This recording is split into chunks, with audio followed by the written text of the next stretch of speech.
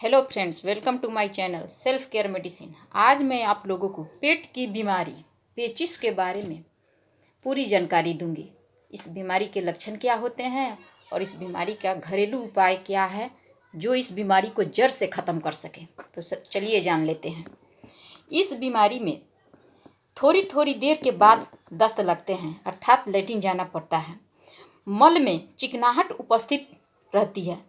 मल कभी गाढ़ा तथा कभी पतला होता है तथा मल में असहनीय दुर्गंध भी होता है। कुछ रोगियों को तो दिन में 10 से 12-15 बार मल त्यागना होता है।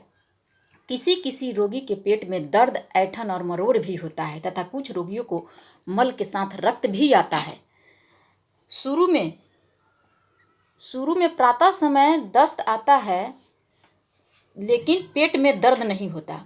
बढ़ने के बाद सायंकाल के समय और भोजन के तुरंत बाद दस्त लगने लगता है, अर्थात जैसे भोजन किया और लेटरिन जाने की ज़रूरत पड़ गई।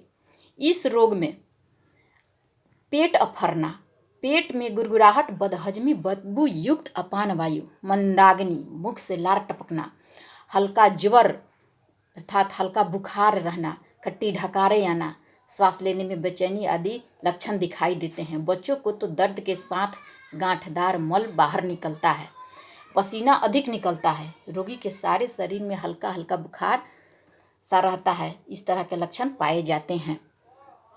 इसके लिए इस बीमारी के लिए मैं 2 ऐसे प्रयोग बता रही हूँ जो इस बीमारी के लिए रामबाण इलाज है। तो चलिए जान लेते हैं।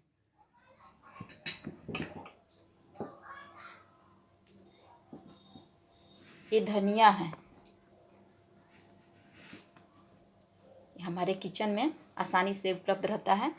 धनिया 100 ग्राम सूखे धनिया में 100 ग्राम सूखा धनिया में 25 ग्राम काला नमक, ये पिसा हुआ काला नमक है। 25 ग्राम काला नमक पीस कर सुरक्षित रख लें। भोजन के उपरांत आधा चम्मच धनिया पाउडर और 100 ग्राम धनिया पाउडर और 25 ग्राम काला नमक दोनों को एक ही साथ पीसकर पाउडर करके रख लेना है। और भोजन के उपरांत 2 ग्राम अर्थात आधा चम्मच इस दवा को खाकर ऊपर से ताज़ा पानी पी ले।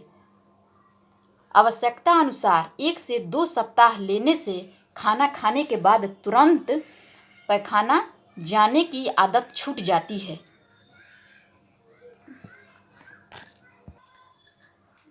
अब मैं दूसरा प्रयोग बताने जा रही हूँ।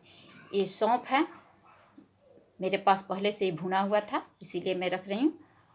और ये जीरा है, ये भुना हुआ नहीं है मगर इसको भी भूनना है। इस सौंफ और जीरा दोनों को समान मात्रा में ले लीजिए और तवे पर भून लीजिए। मान लीजिए 50 ग्राम सौंफ तो 50 ग्राम जीरा, दोनों को तवे पर हल्का भून लीजिए और पीसकर पाउडर बना लीजिए। और खाना खाने के आधे घंटे बाद 1 चम्मच गर्म पानी से सुबह शाम लेना है।